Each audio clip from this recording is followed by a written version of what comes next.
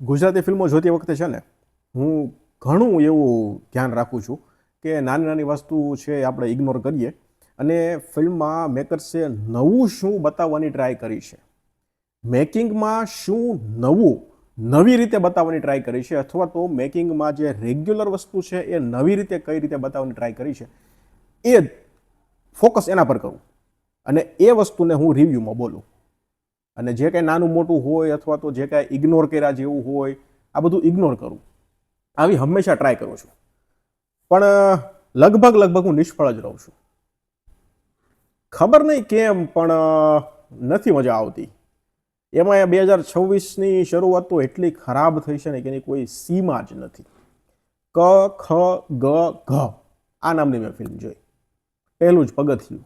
ઘણીવાર મેં કીધું છે ભૂતકાળમાં, ભવિષ્યમાં પણ લગભગ હું 150-200 વર્ષ સુધી આની આ વસ્તુ હું કહેવાનો છું. ફિલ્મોના નામ છે એ સુધારો, સુધારો અને સુધારો. પહેલું જ પગથિયું છે. તો આ નામની મેં ફિલ્મ જોઈ. ફિલ્મનો ટોપિક, ફિલ્મનો વિષય સરસ છે. ગુજરાતીમાં આમ પણ ફિલ્મોના વિષય સરસ જ હોય છે, પણ એ વિષયને પ્રેઝન્ટ કઈ રીતે કરવો, પછી શું બતાવવા માંગે છે, શું કહેવા માંગે છે, પ્રોપર જે વે છે ને એ લગભગ બધી ફિલ્મોમાં મિસિંગ હોય છે. કોઈક ફિલ્મ વળી નીકળી જાય કે જે પ્રોપર વેમાં બનાવેલી હોય છે. આ ફિલ્મનો ટોપિક કંઈક એવો છે કે એક ગામ છે, એ ગામમાં દીકરીઓને કહેવાય ને કે નહીં જેવી જ માનવામાં આવે છે.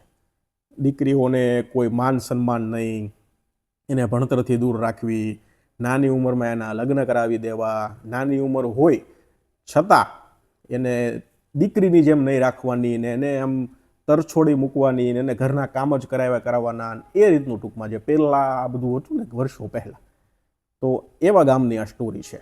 હવે એ ગામમાં એક દિવસ એક NGO વાળા બેન આવે છે અને એવું કહે છે કે મારે છોકરાઓને મફતમાં ભણાવવા છે, સરકાર તરફથી યોજના છે, અમારું NGO છે એવું.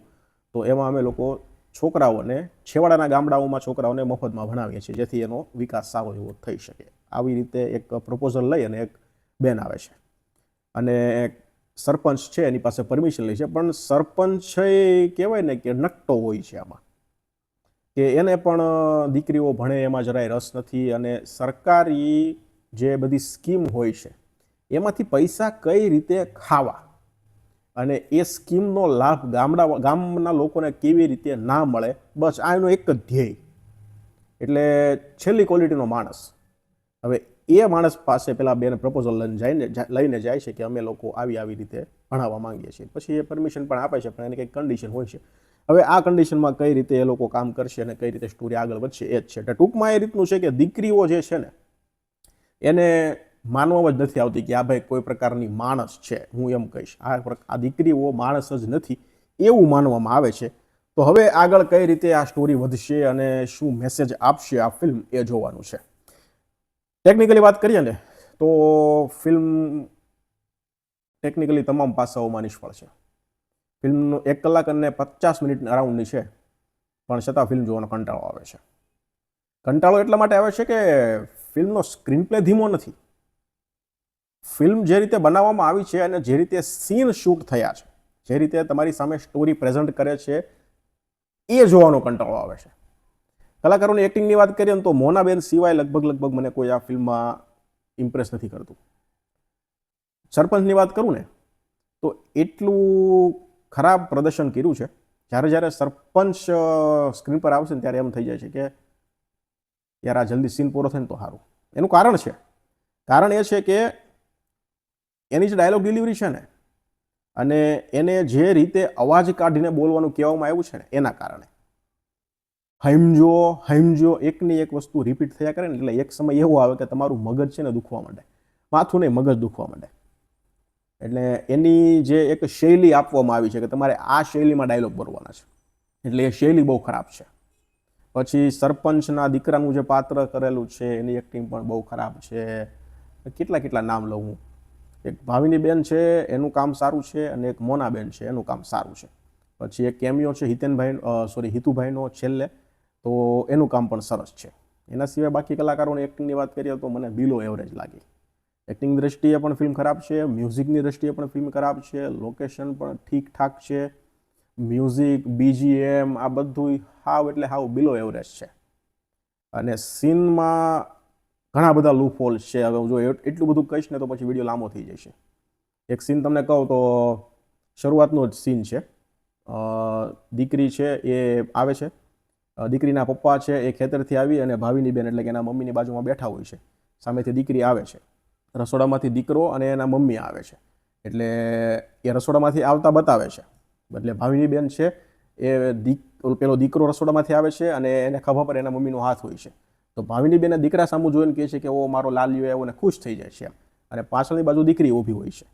તો આ રીતનો સીન છે, આ રીતનું આપણને બતાવે છે, બરોબર. પછી કેમેરો જાય છે ભાવિબેનના મોઢા પર, ભાવિની બેનના મોઢા પર કેમેરો જાય છે અને પછી એ બોલતા હોય છે. અને તરત જ બીજો સીન એવો આવે છે કે પેલો દીકરો છે ને, દીકરો અને માં જે બહાર આવ્યા હતા ને એ નેક્સ્ટ સીનમાં એ લોકો અંદર રસોડામાં બેઠા બેઠા ખાતા હોય છે. એટલે આપણને એમ થાય કે આ શું કઈ રીતનું સેટિંગ કર્યું હોય છે. એટલે આવું તો બહુ બધું છે. આવું જ છે ઘણું બધું. એના કારણે જ આપણને ફિલ્મનો જોવાની છે ને એ કંટાળો આવે છે. બાકી સ્ક્રીન પ્લે ફિલ્મનો ધીમો નથી, એ તો ફટાફટ એક સીન પછી એક સીન, એક સીન પછી એક સીન આવે છે. પણ જે રીતે સીન મૂકવામાં આવ્યા છે, જે રીતે સીન શૂટ થયા છે, જે રીતે બતાવવામાં આવ્યું છે, ઉપરથી આ બધાની જે ડાયલોગ આપ્યા છે, જે શૈલી આપવામાં આવી છે ડાયલોગ બોલવાની, જે ડાયલોગ લખાણ છે એ પણ નબળું છે. એટલે ટેકનિકલી ફિલ્મ ખરાબ છે. અને બીજી વસ્તુ કહું તો મેસેજ પણ પ્રોપર રીતે આપવામાં નથી આવ્યો. પ્રોપર મેસેજ નથી આપ્યો. મને ખબર પડી ગઈ કે આ લોકો શું મેસેજ આપવા માંગે છે કે દીકરીઓ છે એને ભણાવો અને એ જો ભણશે તો સમાજનો વિકાસ થશે, બે ઘરનો વિકાસ થશે, આ બધું છે. પણ પ્રોપર બધા જ સમજી શકે એ ભાષામાં આપણે કહેવાનું હોય, બરોબર છે. કારણ કે આ વસ્તુ કેવી છે, ગામડાને લગતી સ્ટોરી છે, ઉપરથી જે પછાત ગામડાઓ છે એને લગતી સ્ટોરી છે.